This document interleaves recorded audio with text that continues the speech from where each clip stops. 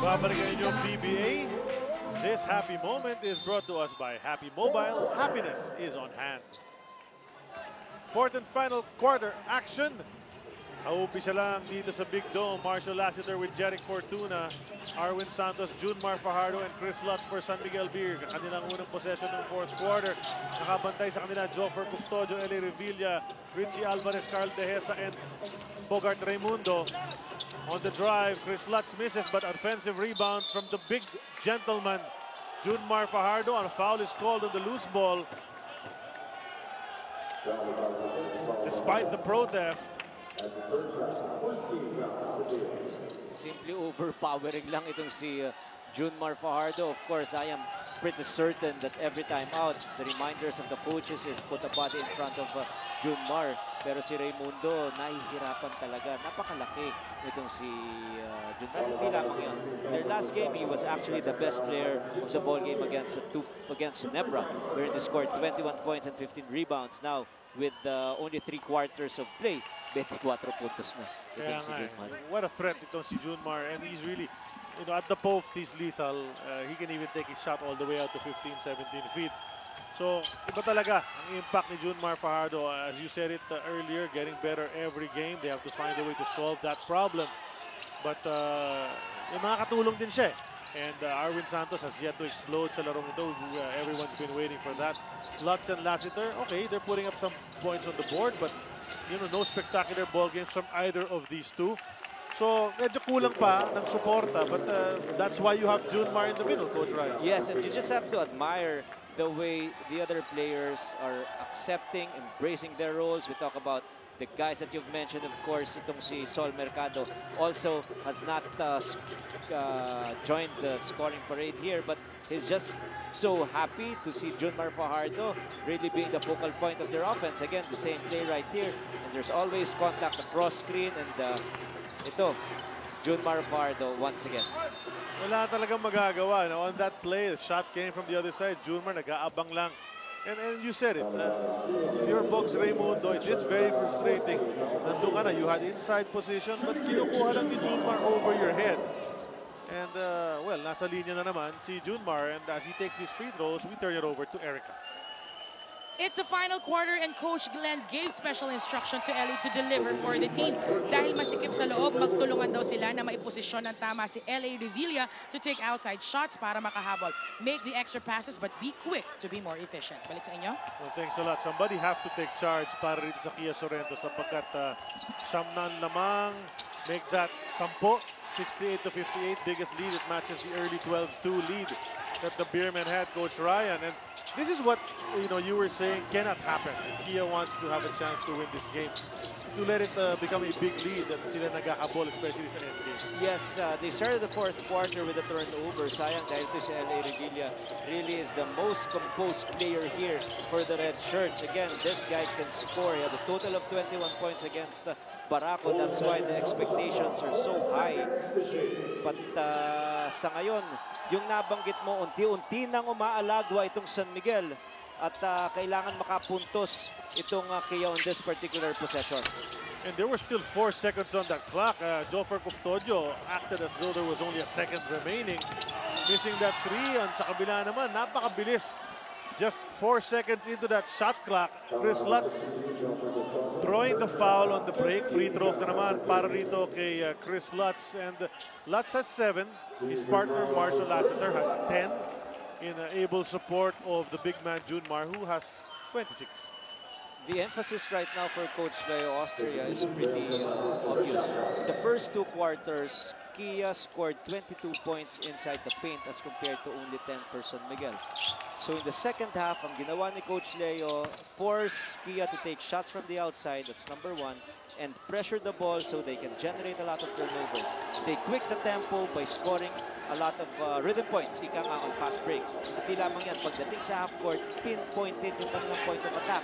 Just give the ball to Junmar and let Junmar create scoring opportunities for his teammates. Talagang nag-operate si Junmar noong third quarter. Bulk of his points, 14 of 24, which he ended the third quarter with. The worst scored dyan sa third quarter. Ngayon, may rebound na naman siya. You can see he's a bit winded. Ito si Junmar Fajardo trotting up that court. But this game is not over yet. 9:51 natitira. 10 points lang ang lamang ng San Miguel. And you can sense Kia might have a run coming up. This is a high sa Tibay rebound. That's brought to you by Eagle Cement. High sa Tibay. Not many people get higher than Junmar Fajardo. And bad news for Kia. With still 9 minutes and 51 remaining here in the fourth quarter, they're already in team penalty. So lahat ng succeeding fouls will result to 2 free throws for San Miguel. This might be a long quarter for all of us dahil nga yung nakita mo naman objective ng San Miguel yun. They were driving straight to the basket pag-umpisa pa lang ng fourth and final quarter. Wanting to put these guys in foul trouble. Custodio unable to hang on to it. But Bertzer, what an effort na save niya dun sa baseline. And that's what they were doing in the second quarter. Kaya naman nakadikit itong Kia. But they also have to make baskets. And we pointed it out, they have a hard time creating shots at times. Nag-mintis pa ito si Rael Cervantes. And the ball just falls into the hands of Junmar Fajardo. San Miguel really had to do something different here in the second half for them to increase their energy level. So what they're doing is after a made shot, they're pressuring, they're forcing itong Kia to use majority of the shot clock and force Kia to take bad shots, force shots or shots from within or outside the white line. At titingnan natin yung numbers ng Kia from the 3. They're only 2 out of 11 for a measly 18%. So no effective outside shooting para sa Red Shirts. Now down by 11. Biggest lead of the game for either team. Dehesa's jumper. They sorely needed that. And yun, nakabucket nga ito si Carl Dehesa. It's part of their offense. It's a good double high screen for Dehesa. No guy really stepped out butter his shot. So down to 9 points ng kalamangan ng San Miguel. Labas si Bogs Raimundo a while ago. Mike Bertzer naman ang babante kay Junmar Fajardo. And you know, he just backs you in. Picks up that ball with a big hand. At bago pa man niya naitira, may tawag na. Kontra rito kay Mike Bertzer. That's gonna be 2 free throws once again. 8.5, 8:32 to be exact, remaining in the fourth and final quarter. This is just a work of art itong si Junmar, especially when he gets the ball inside the paint. He is so patient. He knows how to use his strength. He's got tremendous footwork. Ito, nakikita niya, he's not even, kumbaga, nagmamadali. Pinapaalis na lahat ng pwedeng mag-help side defense sa kanya. At pag matawagan ng foul, siseryosohin niya lang at sisiguraduhin ang kanyang free throws. 28 puntos na para rito sa big man from Cebu. You know, medyo siniswerte pa nga itong Kia Sorrento because sa dami nga ng free throws na ibigay na dito sa San Miguel Beerman in the fourth. They've actually missed 4 of those. So, you know, there are opportunities para sa Kia Sorrento, but right there, another miss mula dyan sa 3-point land. And then Fortuna drives. Mintis ang kanyang tira. Pero na-foul siya, so balik na naman sa linya. And as we said, this could be a long fourth quarter because every time a San Miguel Beerman is fouled, he's going to be at the strike for 2. And San Miguel does not have a single team foul yet dito sa ating fourth quarter, Coach. Napakaraming fouls binibigay nitong Kia na to at puro free throws lang ang nai-score ng San Miguel. For more exclusive content para sa mga behind-the-scenes updates and pre- and post-game analysis, log on to www.sports5.ph. Mapapanood nyo ang bawat PBA game on live streaming. Don't miss a second of your PBA. Log on to sports5.ph. Problems with the press break. Itong Kia and now almost a turnover and complete a turnover. 2-on-1 situation here for Kia. And 2 gift shots will be given to Custodio. Not giving up on that particular play was Dehesa after dishing a bad pass. He saved it by making that counter steal against Arwin Santos. Ito, dapat diretso na. Naagaw. That defensive stop is brought to us by Prestone Brake Fluid. Get good defense on the road with Prestone's superior braking power. Protect it. Prestone it. I like the foul, Coach. I like the foul of Jeric Fortuna dahil 2-on-1 na nga lang. Smaller siya sa dalawa. And a good hard foul on Custodio. Make him try to earn it from the stripe. That's just great basketball intelligence and presence of mind. He knew all along that he did not have the numbers. Instead of giving 2 easy points via the layup variety, final na lamang na. This team, again, we've mentioned it time and again, usually struggles from the free throw line. Pero ngayon, unang pasok ni Custodio yung kanyang free throw. Joffer Custodio, a call-up from the free agent ranks para rito sa Kia Sorrento. But we have to mention it again as he misses a free throw. Itong si Joffer Custodio, 12 points ang hinahabol ng kanyang koponan. Baka yung iba nag-tune in lang ngayong fourth quarter lang.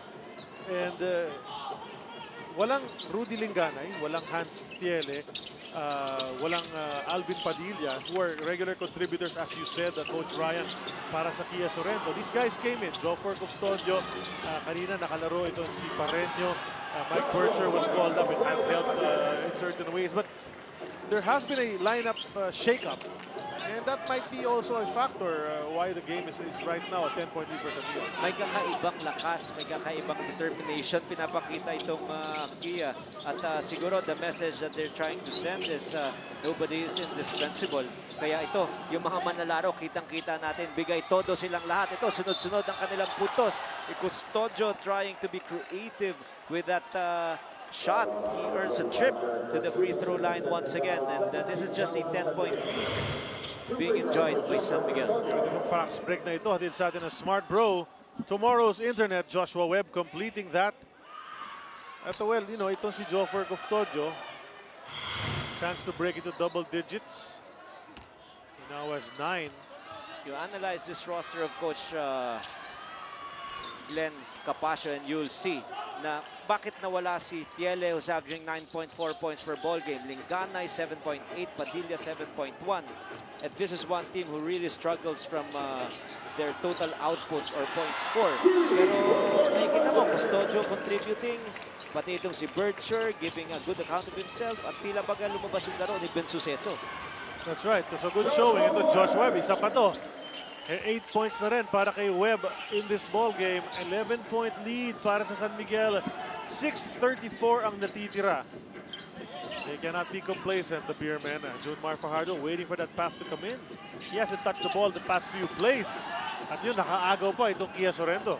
They need to do something different defensively itong Kia. So instead of just going one-on-one against Fajardo, they did that zone defense. So San Miguel was not ready. And usually when you get the ball out of a zone defense, it's fast break numbers for you. Nakascore ng madali itong Kia.